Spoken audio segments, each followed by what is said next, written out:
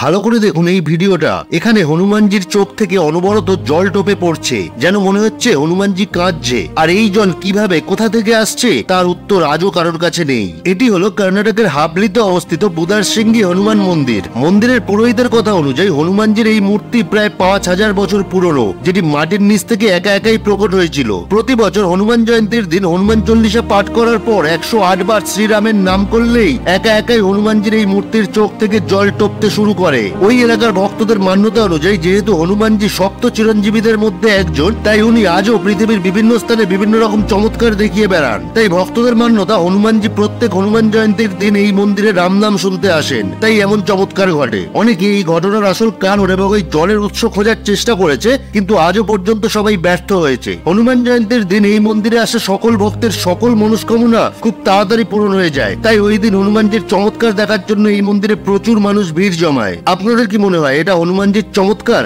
নাকি এর পিছনে লুকিয়ে আছে অন্য কোনো কারণ? অবশ্যই জানাবেন।